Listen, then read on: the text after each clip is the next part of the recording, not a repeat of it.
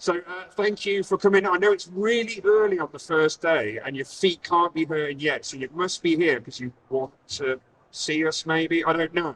All right. We expect more people at the 4 o'clock when their feet hurt and they need a coffee in a Subway. So, but for those of you here, thank you very much. First talk, we're again on at 4 o'clock and we're on again tomorrow. And to introduce ourselves, we were here last year on stage as well. It helps, we sponsored the stage, it means we get a slot. Yes, right. I'm Rob Newman, I'm from Carveco, and it's Leighton Ashcroft from Carveco. If you've ever watched any Carveco videos, this is the guy that is part of Carveco, done the video, done all the tutorials, all the samples on our stand on the C47, all that cool artwork with the resin. That's Leighton that's done that, and he's going to talk through how he did some of those cool pieces of artwork that's actually done on those. Our social media handles, I keep pointing down here. Your screens are located here and also here with emergency exits there. So, a little bit about Carveco, just a very small bit. We are a software company. We are a small software company. Our technology's been going for 30 odd years. Used to be called ArtCamp, now it's called Carveco. We've been doing this a good 20 years. We design, develop the software. We're based in Warwick, but now also in Balsall Common as well as a second office. So we're really close to the NEC.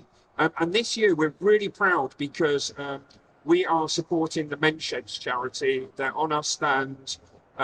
We were at Shedfest last year. We are really proud to be sort of supporting them. We're going to be supporting them for the rest of the year as well. A great charity where men meet up, get together, and there are some women, I believe, within some of the groups as well, because we did meet some of those at Shedfest last year.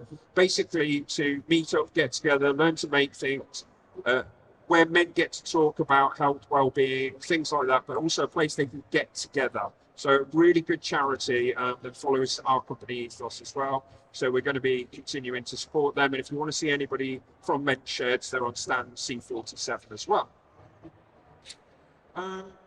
So we have a talk called You Don't Have to Be an Artist to Be an Artist. That's something we believe is true and is more true. It does help to be an artist. Does anyone think they're an artist here? 1, 2, 3. Oh, there's a few. So if I just throw out Haribo to those people who are artists, who else put their hand up? Look at this, it's all interactive, this presentation. And I didn't hit anybody in the eye, which is novel for me. Because last year I threw him out and hit my own kid right in the eye. I did too. Okay, so you don't have to be an artist to be an artist. Why don't you have to be an artist to be an artist? Well, we believe that actually anybody who sits there, experiments, tries new things, tries new medium technologies, plays with things and creates something, even if it's mush, it's art. You've had a go, you've experimented and you've had a good go. Even if it's a stick figure, it might be the best stick figure you've ever done. It's still art, it's still creative, okay? And that's what we're going to be showing you is ways in which you can improve upon your designs and experiment differently. Now we're doing this presentation from the point of CNC software, but obviously you can use these across many different places as well. I'm out of breath because I'm doing it. God, it's only there as well. It's only the minute. I know, right? So we are a software company. We design, develop software, and our software is used for lots of different things. So all the coins in the world designed on Carveco software, which is kind of quite cool. What else? Greetings cards? Sweets. Sweets? Does anybody like sweets? Because I have bags of sweets. So, oh yes, okay, we're getting hands. Who likes sweets? Getting hands. Oh, I don't know if I'm going to get them towards everybody without it kind of killing side. Obviously, it's got to go. So, I'm not going to name any brands, but maybe some sweets that we're throwing out. I'm sorry about this, people. There may be sweets that we're throwing out. Sorry. That are done in our software. Okay, there's lots of different things that you can make in software. Lots of different things, but from coins through to things like confectionery, movie props, there's a lot done within Carveco software. And the nice thing is that we have different product ranges, but what you do in the high end, you can also do a lot of it. I wouldn't say you're going to be able to reproduce coins in the low end, but you can do it in the maker products as well. And everything you see on our stand, done by Leighton, is on the maker products, right? Yeah. Right. Okay, I think this is you now, right? Okay, so where do you get inspiration from for your designs or your artwork? It's different for everyone, but I'd like to give you a few examples of some techniques that you could use. So first of all, brainstorming.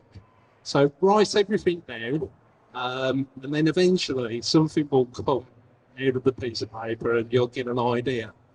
Secondly, embrace your surroundings. So maybe you might be taking, say, the dog for a walk in the morning. You'll see a sign or something on the house and you think, that looks cool. I'd like to make something similar to that. Thirdly, take inspiration from other artists.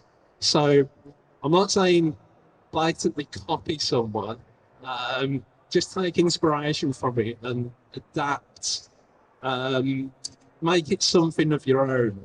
I do that quite a lot. I'll see things and think, oh, that looks cool. I'm going to change it though. I don't want to basically rip them off. Also, royalty-free paid-for websites. So places like Adobe Stock, Shutterstock, I get a lot of my designs from there. You'll see in a moment, I've done like a large epoxy crane. And to be completely honest, if I were to actually draw that out, it would probably take me about a year to do, and it would probably look absolutely crap. Rubbish. So Might be children. Rubbish. So I use these sites all the time to get my designs. So can you go to the next slide? Yeah. Sorry, I was. No, this is you. Oh, this is me. Okay, so wanted to briefly show you what he was speaking about and how you would do that in the software. So you basically take your design from Adobe Stock or something like that, and then you take that design and you bring it into the software. Now you can create from scratch in the software, but here it shows you how you can take the design and basically reduce the colors, so you minimize it to what you want to actually trace and just auto trace the colors. So now all of a sudden you've got vectors from it. So even if you're not CNCing or making, the software enables you to quickly get vectors so that you could print them to do a job, or you could use them in the CNC as well. But then you can toolpath the designs. So that's really the strength that you get. You can create toolpaths, many different toolpaths, from V-bit carving and everything you see on the stand, from cutting shapes out. Software takes care of that. You can design from scratch, or you can bring in designs, like Leighton said. You simulate it to see what it looks like before you actually cut it. That's really important. Make sure that all the toolpathing's right. And as you can see here, you can see all the sharp edges. So on this, when Leighton did this, he knows exactly where he's going to paint, or what he's going to infill with resin, or what he's going to do with the design. So that's quite an important bit within software. So the next thing you would do is you'd send it to your machine, right? So whether it's a laser machine or a CNC machine, then you export it, you check it's all correct, and you export it across to your CNC machine so you can use post-processors. We work with pretty much every machine that's out there on the market that's available. A lot of software companies do, and then you run them on the machine. Now this machine is one that's on our stand. It's the Onefinity CNC machine, a Canadian machine. Seems to be taking the internet by storm for different things. We have one of these, and it's fantastic. But there's a lot of great CNC machines. Guys from Moose Nest here, they produce a CNC machine. Again, great CNC machines. Quite a lot of them that are about. And there's hobby machines as well, which come in like 30 by 18 sizes, called Saint Smart and Fox Alien. It's a lot of great affordable CNC machines. Now, years ago, a small CNC machine was about £5,000, right? Now, you can pick them up. I think the Saint Smart ones are about 170 quid on the internet. So they're a lot more reasonable for a small machine, and they scale in size as well. And obviously that scales with cost, but they grow with your business. Now, we actually had a guy who we met here last year Paul Kessler. And he produced the most amazing chessboard, didn't he? A light-up chessboard on the cheapest machine, on our base end package, and we were all shocked how cool it was because we couldn't even believe that he'd done that. But the quality was fantastic, wasn't it? It was taking the parts, rotating it around 4 times, and doing 4-sided machining on each chess piece. So it was really good. It was impressive on a 170 quid machine. That's quite cool, wasn't it? Yeah. So there's a lot you can do with the software by just, like I said at the start, just experimenting and playing and seeing what you can do. And that's how he came up with what he did. He played, he looked to see what other people were doing. Exactly what he did. So finishing is what sets it off, right? If you just have a machine design or whatever, the finishing is what sets it off. And these are some examples that some of our customers have done and made, and there's loads of different ways of finishing it. And actually the finishing is what takes the time, right? The designing and the cutting is actually relatively quick. It's actually finishing. So if you look on our stand and see the resin sample, which Leighton can tell you how many weeks that took to do some of those designs. But again, he's got hand-painted ones, which actually were really quick because they were spray paint. But there's lots of different things, and this is it. You know, the software and the CNC is really restricted by your imagination to do things. And you can go from very small things to huge things. So, you know, it's really down to your imagination. Leighton's going to talk a little bit about sort of how he made some samples, so you can kind of find out a little bit more about them. Yeah, so we're going to talk about 3 different samples that were made, ranging in sort of, I wouldn't say simplicity to more advanced, but they look more advanced. So first of all, I've got this sign. I made this for my dad for Father's Day. And he always says this to me after I've cut something off at the wrong size. And I said, thanks for that. Anyway, this was for Father's Day, which was on the Sunday. But it was the Friday that I needed to make it at work. So I hadn't got much time to do it at all. So I thought I need to get it done. And I had a spare bit of plinth that was left over from when I fitted my kitchen. And it was just lying about at work, and it's just laminated green. So I thought I could just cut into that, and then I'd have the 2-tone effect. I wouldn't need to finish it or anything, job done.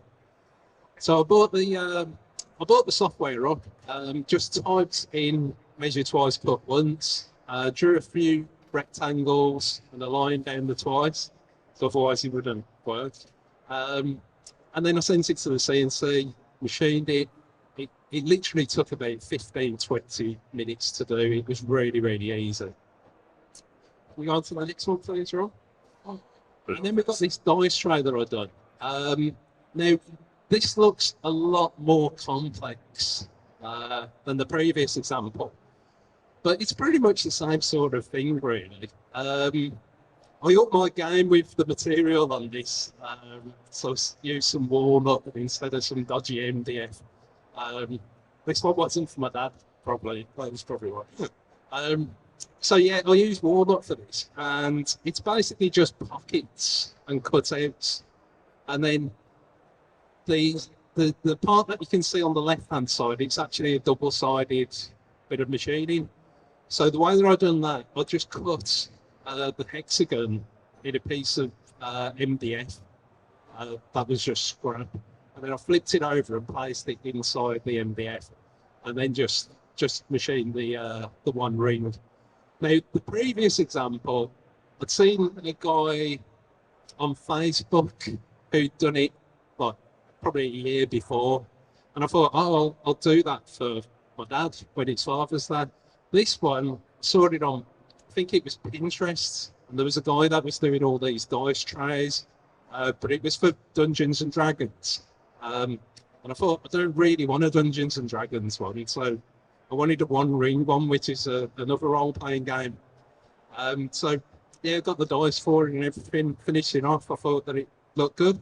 And that's on the stand, right? Yeah, that's on the stand, if you want to see it. Looks quite cool. And then this one took me absolutely ages. It took me about 3 weeks to do.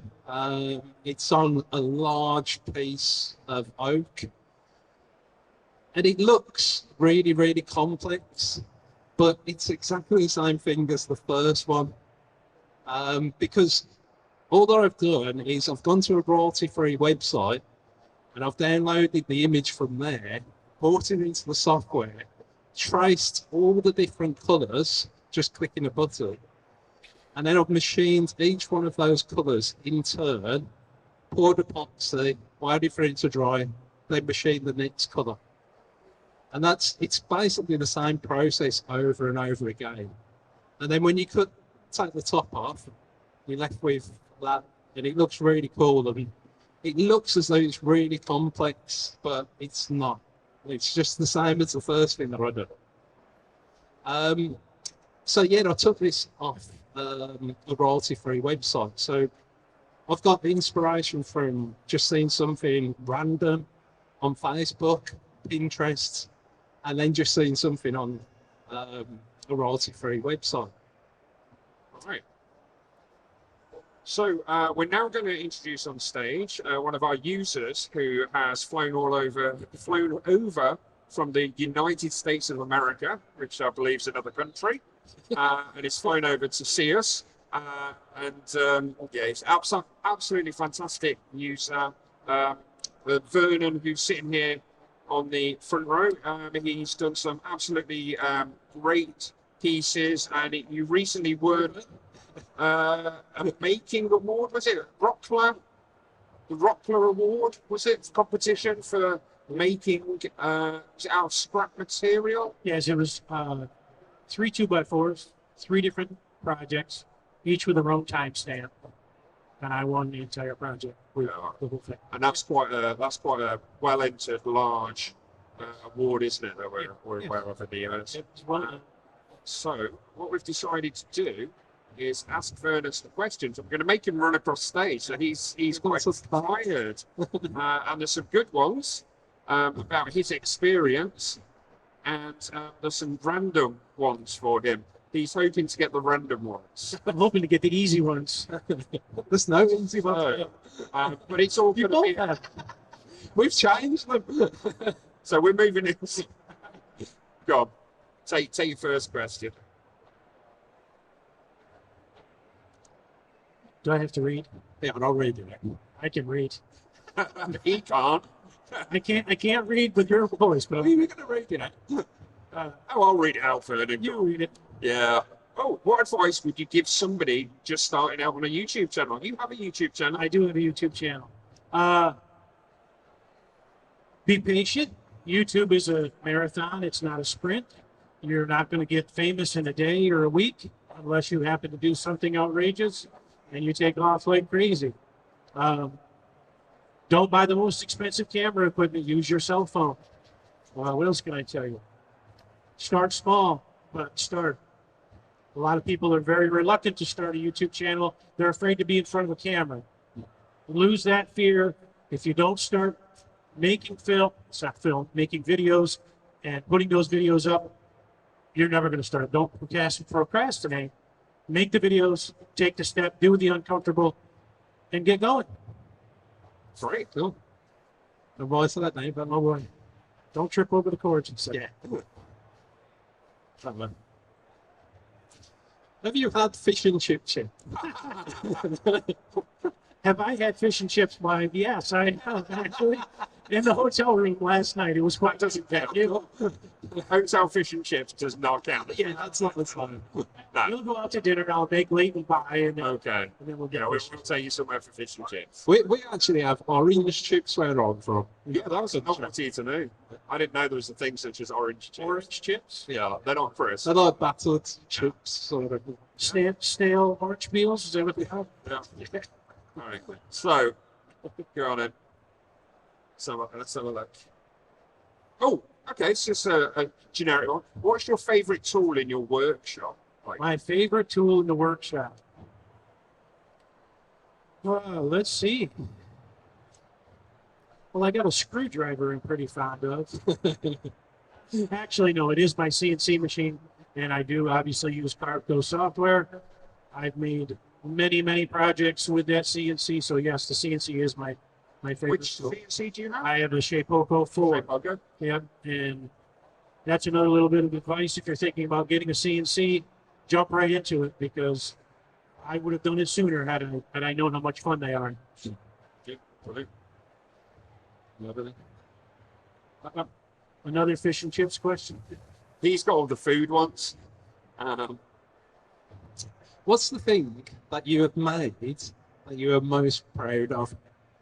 Okay, the thing I've made that I'm the most proud of. Well, I'm proud of every project, and each one has less or more complexity. I think as each project goes, the next one that I do, I'm proud of.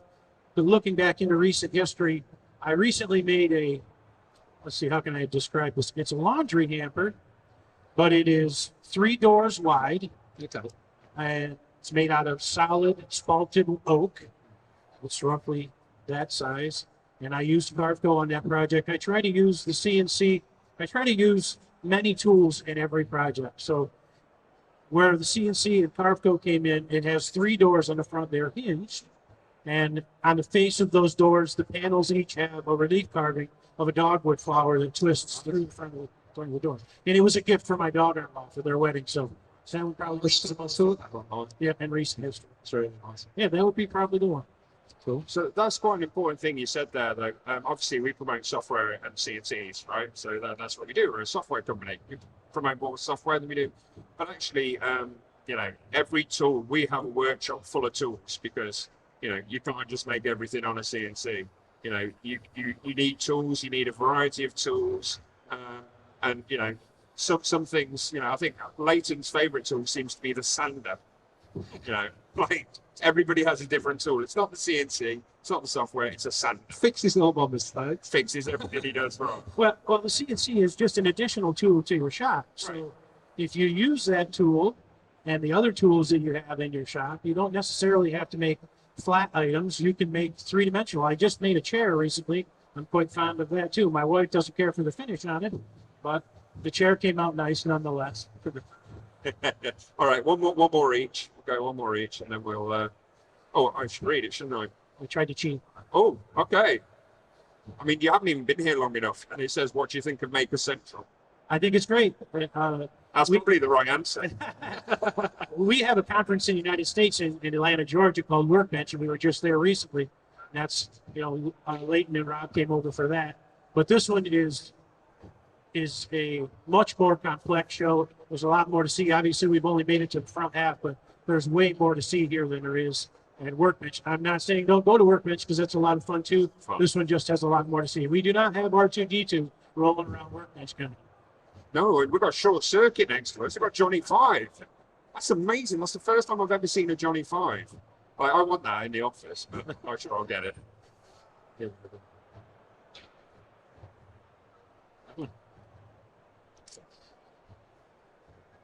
What's the hardest thing that you've had to get to grips with?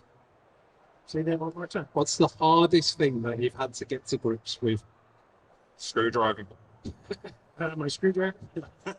Are CNC you saying in the workshop or just in general? in the workshop. The workshop. The hardest thing to come to grips with? The hardest tool or the hardest process? That is a challenging question, the hardest thing. Well, we all know that computers have glitches sometimes, and your machine doesn't do what you ask it to do. Yeah. So I would say correcting mistakes of that nature sometimes are a little difficult. I don't really have hardships in my shop. Everything goes smoothly. I don't have any trouble at all. You had a problem with the laser recently, didn't you? Yes, I have. I would say that anytime your machine doesn't do what you... I did have a hardship with a fire recently, that's right. Never walk away from a running laser. That was the biggest hardship I've had recently. Thank you for reminding me. We were doing a carve on a laser, and I'm not going to name the name of the laser. It wasn't the laser's fault. It was my fault. I was doing a test piece, testing strengths of the laser feeds and speeds. Walked away from it for 15 minutes to grab a bite to eat. And when I walked in, in the room there was a flame that high coming out of the top of the laser. It was a total loss. Another minute or two, and we would have been calling the fire company. But I was able to save it. So my advice, never walk away from a CNC machine and never walk away from your lasers. Very important. So I know that is an important lesson. Don't walk away from your machines and leave them. That's just a no-go. I know Leighton's hardest thing for him to get to grips with was finishing projects. I Right? think it's going to say a type measure. No, it was learning the finishing process, wasn't Yeah, it? Right? that's the hard. So we've been doing CNC and software for years. It's only been over the past sort of 3 or 4 years that we've started to get to grips with understanding finishing techniques. And there's so many different things, and we learn it every time we come to a show like this. We listen to people's talks, how to finish stuff. You know, we experiment ourselves with art and with work as well. And that's the important thing is, like, you do a lot of experimentation of playing, don't you? Yeah, I'll get a lot of things wrong before see the stuff that's on stand. There's a lot of scrap work and everything. Like, so, Yeah. That doesn't come with experiment. first time. That takes a lot of time to get those sorts of projects right. In the past, we used to when we were like previously when we were on camp, we would come to a trade show and we'd have lots of examples, but they would be unfinished, so they would just come straight off the machine. We never bothered finishing them.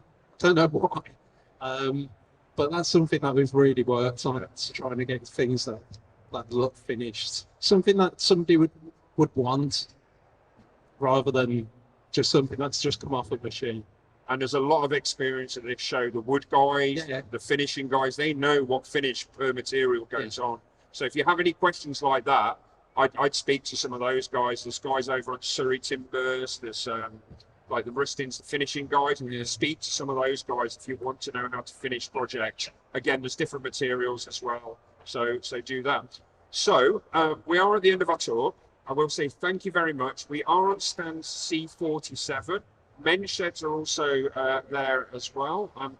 Hopefully, I think we're not there when I left, but hopefully they are there now. So thank you very much. Could we squeeze in like 2 questions, Dale, do you think? If you want to. Does anybody have any questions that they'd like to ask? Any burning questions? Feel free, throw your hands up.